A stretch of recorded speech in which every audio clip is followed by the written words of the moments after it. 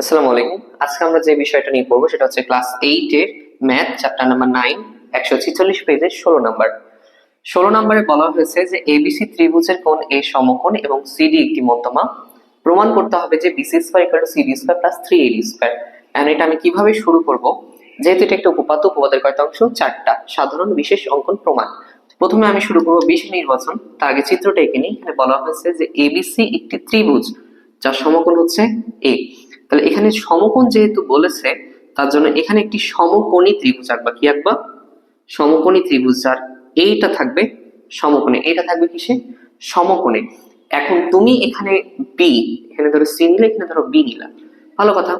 তাহলে বিশেষ নির্বাচন কি দিবা? স্যার বিশেষ নির্বাচন দেওয়া শুরু করি। বিশেষ নির্বাচন দিলাম যে এখানে একটা মনে করি, যেহেতু এটা ধরে নিয়েছো, মনে করি ত্রিভুজ এ বি সি এ কে সমকোণ স্যার? কোণ এ স্যার সমকোণ, কোণে সমকোণ বা কোণে 90 ডিগ্রি, এটুকু লিখলেও হবে, সমস্যা নেই, ভালো কথা স্যার। তো এখানে আর একটা কি বলেছে, সিডি একটি মধ্যমা। সিডি একটি কি মধ্যমা? সিডি একটি মধ্যমা। তাহলে সি এর সাথে ডিটা হচ্ছে কানেক্টেড, আর মধ্যমা তার সি থেকে ডি তে শুরু হয়েছে না? তাহলে এই ডিটা এবি কে সমান দুভাগে ভাগ করেছে। এবি কে কি বলেছে? সমান দুভাগে ভাগ করেছে। তাহলে সমান দুভাগে ভাগ করেছে মানে এডি ইকুয়াল টু বিডি হয়ে গেছে। এডি ইকুয়াল টু বিডি হয়ে গেছে, যেটা হচ্ছে কি এবি এর কি অর্ধেক, যেটাকে আমরা দেখো এডি ইকুয়াল টু বিডি, যেটা হচ্ছে কি এবি এর অর্ধেক। আচ্ছা, তো প্রমাণ করতে কি বলেছে স্যার? এখানে প্রমাণ করতে বলেছে যে BC square equal to CD square plus 3এডি স্কয়ার। আচ্ছা, যেটা প্রমাণ করতে বলেছে বলুক, সমস্যা নাই। তো আমরা প্রমাণ করা শুরু করি, যেহেতু এই চিত্রে প্রমাণ হয়ে যাবে। তাহলে প্রমাণ প্রমাণ আপাতত আমি তোমাকে একটা সূত্র বলেছিলাম, জয়টা সমকোণী, বলো তয়টা সূত্র। আচ্ছা স্যার, কয়টা সমকোণী আছে এখানে? স্যার এখানে সমকোণী, আচ্ছা তুমি আগে বলো এখানে ত্রিভুজ কয়টা আছে? স্যার এই ত্রিভুজ দুটো আছে, তিনটা আছে, একটা দুইটা তিনটা, ঠিক আছে। কার সাথে এই সমকোণটা কানেক্টেড? কার সাথে এই সমকোণটা কানেক্টেড হয়ে আছে স্যার? প্রথমত কানেক্টেড হয়ে আছে ছোটটার সাথে, ত্রিভুজ এসি ডি, এসি ডি এর সাথে। আর একটা কানেক্টেড হয়ে আছে বড়টা স্যার এ বি সি এর সাথে। একটু ফাঁকা রেখে করি, যেহেতু ওখানে কিছু লিখতে হবে আমাকে। তাহলে এ বি সি এর সাথে একটা আছে স্যার, বি সি ডি এর সাথে নাই। দেখো তো এটার সাথে কোনো সমকোণ রিলেটেড আছে? তাহলে এটা সমকোণী না। এখানে কি সূত্র বলেছিলাম? জয়টা সমকোণী, তাই এটা সূত্র। আচ্ছা, তাহলে এসিডি, তাহলে এসিডি নিয়ে ভাবি একবার। সমকোণের বিপরীত মানে অতিভুজ, তাহলে অতিভুজ স্কয়ার ইকুয়াল টু লম্ব প্লাস ভূমি, লম্ব স্কয়ার প্লাস ভূমি স্কয়ার, কমপ্লিট।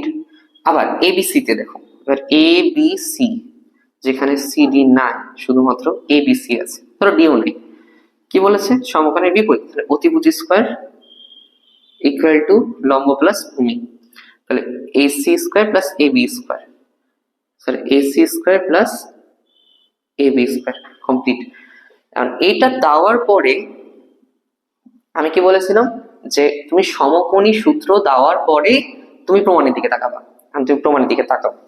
স্যার প্রমাণের দিকে তাকিয়ে দেখছি যে বিসি স্কয়ার ইকুয়াল টু প্রমাণ করতে বলেছে। বিসি স্কয়ার ইকুয়াল টু, এখানে বিসি স্কয়ার তুমি দেখতে পাচ্ছ? স্যার এই যে স্যার পেয়ে গেছি। তাহলে আমি এখান থেকে শুরু করে দিই, ঠিক আছে স্যার।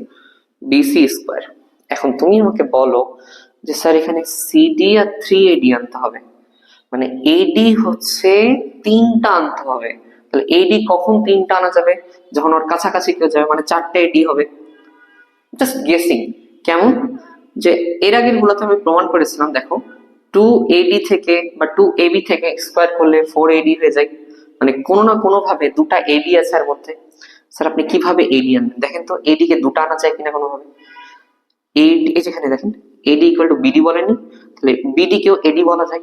মানে আমি এখানে বলতে চাচ্ছি যে যেহেতু ডি এবি এর মধ্যবিন্দু, কারণ কি মধ্যবিন্দু? কারণ কি সিডি মধ্যমা, কারণ কি সিডি মধ্যমা, তাহলে এডি ইকুয়াল টু কি বিডি, এডি ইকুয়াল টু কি বিডি। মানে বলতে পারি না যে এবি ইকুয়াল টু হচ্ছে AD plus BD, AD plus BD. আর যেহেতু এডি ইকুয়াল টু বিডি, মানে বিডি এর জায়গাতে আমি কি লিখতে পারি, এডি লিখতে পারি, মানে এবি সমান কি লেখা যায় স্যার, দুটা এডি লেখা যায়। এবি সমান কি লেখা যায়, দুটা এডি। দেখো তো এখানে এবি আছে কিনা, তাহলে এবি সমান তুমি কি লিখতে পারবে স্যার, দুটা এডি লিখতে পারবো। এবি সমান দুটা এডি লিখছো, তারপর আবার কি আছে, তারপর স্কোয়ার আছে, ভালো কথা, মানে চারটা এডি আমি পেয়ে যেতে পারছি। মানে এসি স্কোয়ার বলেছে, কি বলেছে, এসি স্কোয়ার, মানে এসি এর মান লাগবে আমার। এখান থেকে দেখো এসি এর মান বের করা যায় কিনা, ইকুয়াল টু এসি স্কোয়ার। তাহলে এসি স্কোয়ার সমান কি লেখা যায়, সিডি তো থেকে গেল, প্লাস এডি এদিকে আসলে কি হয়ে গেল, মাইনাস এডি স্কোয়ার, মানে এসি স্কোয়ার সমান এইটা লেখা যায়। এসি স্কোয়ার সমান এটা লেখা যায় না, বা দিয়ে দিব এখানে, এসি স্কোয়ার সমান এটা লেখা যায়। তাহলে এসি এর মান কত স্যার, এসি এর মান হচ্ছে CD square minus AD square. Okay, CD square minus AD square, দুটা এডি মানে স্কোয়ার করলে চারটা এডি স্কোয়ার। তাহলে সিডি স্কোয়ার, চারটা এডি থেকে একটা এডি বাদ দিলে তিনটা এডি স্কোয়ার। দেখো তো প্রমাণিত হয়েছে কিনা। তাহলে BC square equal to CD square plus 3AD square, প্রমাণিত। তাহলে তুমি যদি একবার রিভাইজ দিয়ে নাও, কেমন ভাবে রিভাইজ দিবা, ত্রিভুজ আঁকতে বলেছে ত্রিভুজ আঁকলাম, কোন এ সমকোণ দিতে বলে কোন এ সমকোণ দিয়েছে, সিডি একটু মধ্যমা দিয়ে দিয়েছি, প্রমাণ যা করতে বলেছে তাই, চিত্রের বর্ণনা দিয়ে দিলাম, প্রমাণ করতে বলেছে দিয়ে দিলাম। এই জায়গাতে একটু ফাঁকা রেখে তুমি কি দিলে, জয়টা সমকোণী তয়টা সূত্র, জয়টা সমকোণী তয়টা সূত্র। এখানে সমকোণী দেখলাম স্যার, এটা একটা, স্যার এইটা তো সমকোণী হবে না, কারণ এখানে সমকোণের চিহ্ন নাই, বড়টা সমকোণী।